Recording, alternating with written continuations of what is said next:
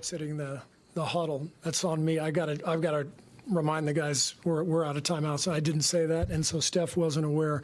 So that's on me for not making that clear. And then on that play, we had all 4 of the other guys running to the other end, and they hit Steph in the backcourt. We didn't have a trail man, so we got to handle the pressure better. Late game, take care of the ball, but the timeout is 100% on me.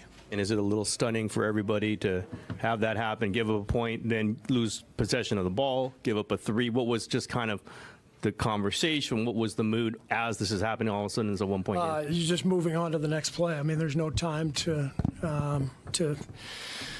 be angry or frustrated. You just have to. You just got to keep going, and our guys did that. We made a couple of incredible stops down the stretch. Got a couple key rebounds. We had a chance to really break it open there in the final minute, but for that play and the turnover in transition.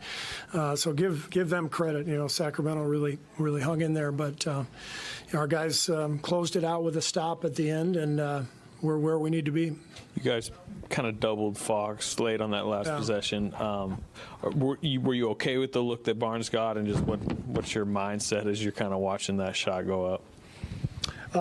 We wanted to get the ball out of Fox's hands and try to get back to wherever the shooter was going to be. And in that case, it was Harrison. And he got a good look. It kind of reminded me of the Wiggs look in Game 1. These games are coming down to the wire, and you just got to, really finish possessions and try to give yourself the best chance. And then sometimes it's just, does the ball go in or not? What did you think of Draymond's defense, especially down the stretch, and then also just kind of take us through some of the decision-making in bringing him off the bench instead of starting? His defense was great. He hadn't come off the bench in 10 years since before I was coaching. But he came to me immediately after Game 3. He drove back to the arena. I was in my office, and he walked in, and he said, "What do you think about me coming off the bench?" And I had been thinking about it already because of the way Sacramento was guarding us, and just getting another shooter on the floor. And so we always collaborate. The decisions we make are collaborative with our key players, and so that was a collaboration. But Draymond offered it, and this is how we've approached a lot of playoff games. Steph has come off the bench, I think 4 games against Denver last year. Wiggs came off the bench Game 1.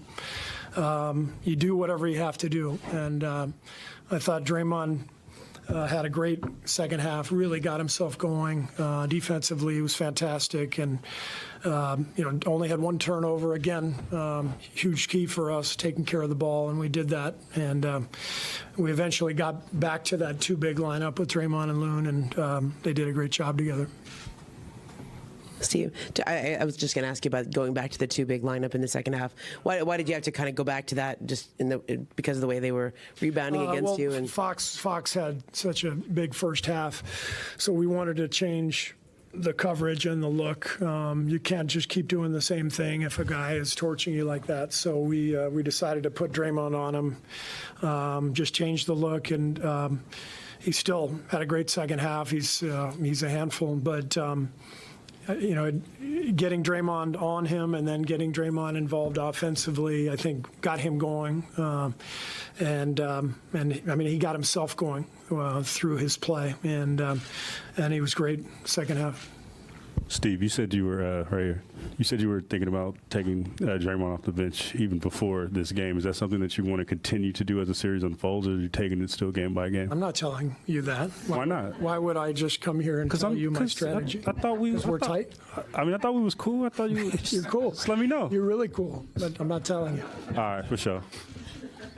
Nice Vans. Oh, Steve. In layman's terms, what's the logic behind bringing Draymond off the bench at the start? It becomes a one big game instead of a two big games. So the spacing was an issue in the first two games in Sacramento, and the spacing was part of the reason for the turnovers. So you take Draymond out and you put Jordan in, and now you got four players around the three-point line, one big. It just creates passing lanes, driving lanes, and makes the game easier on our offensive players. Okay. Did that become more evident because when Draymond set the game out? Or was that did Draymond sitting the game out? Yeah, so I think the thinking behind it is, when you play well in the playoffs and something good happens, then you stick with it because, these are games of, really detailed adjustments, unlike the regular season where you're just moving from game to game. Every playoff game is, if you find something that works, you got to stay with it. And if it's not working, you got to try something different. So I think that's why Draymond and I were both thinking the same thing after game 3. Because we've been through this together for almost a decade, and he saw it made a change in the chessboard, and it allowed our guys to have a little more space offensively. Steve, you've been through so many of these over these big games. You've won championships. To borrow Scott's term, a layman, it feels like your team should be better at finishing games, right? But is it more about like, hey, this is what happens, and it's about surviving it, and that's what makes you so good, or you expect to be able to finish better than you do as a champion? I think we'll finish better next game. I think we'll do a better job. It's just a matter of taking care of the details, we did some great things down the stretch, getting stops, and we just, a couple times we couldn't get the offensive or the defensive rebound, and then the timeout mess, which was my fault, and the turnover. So all it takes is a couple plays, and it changes everything. So we got to be better, but I think we will be better. When Draymond approaches you and says that it might be better for him to come off the bench, what does that tell you about where his head is at and like where the team is emotionally?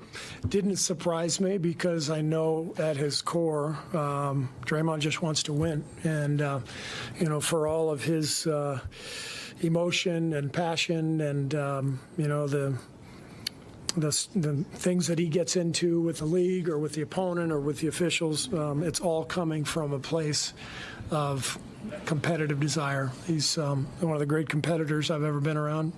He's one of the smartest players I've ever been around. So it didn't surprise me because he recognized the same thing that I did.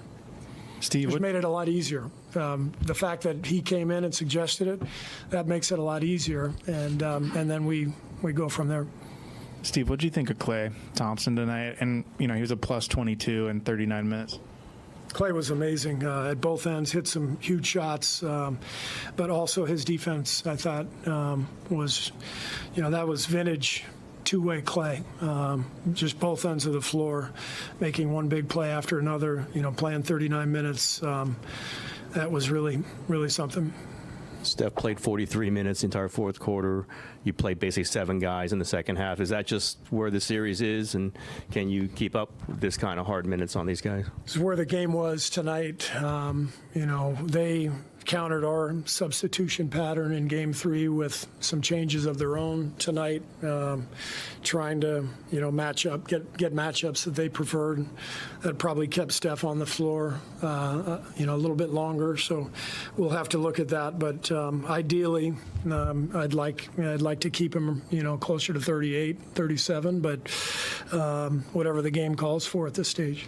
What do you like about Draymond on Fox, and was that just a halftime idea that came to you guys? Yeah, someone on the staff suggested it, and it's the beauty of Draymond defensively. There's so much versatility there that he can guard anybody, and we just thought it would be a good idea to give Fox a different look and change the coverage a little bit, and I thought it clicked. It worked. We had the big third quarter, and then Fox really got going. But probably the biggest stretch of the game for them was the start of the fourth when he was out, and their guys stepped up. I think went on maybe a 10-2 run to start the quarter, something like that, and got right back in the game. So that was a big moment, and that's why we kept our guys out there and why we used our timeouts up.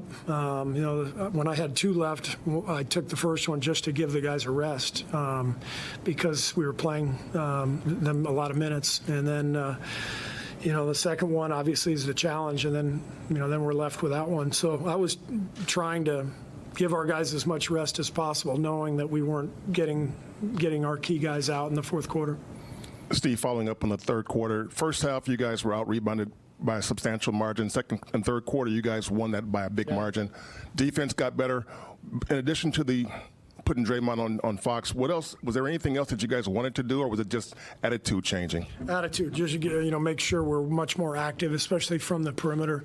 We were leaking out a little bit. I didn't think our guard rebounding was great in the first half, and second half our guards got back in there and did a much better job. Wiggs had 8, Steph had 5, Jordan had a couple. So our guys got back into the play, and I thought we were a little more physical. Steve, just a quick follow-up. You mentioned someone on the staff had that idea. You usually name that person. I was just curious who it was that had the idea to put Draymond on Fox. Well, Dayon mentioned it to me. I think he might have been discussing it behind the bench with Chris DeMarco. We've got like 117 coaches, so I'm not. I mean, I just sure go back to the Nicky Uren days with the switch. Yeah.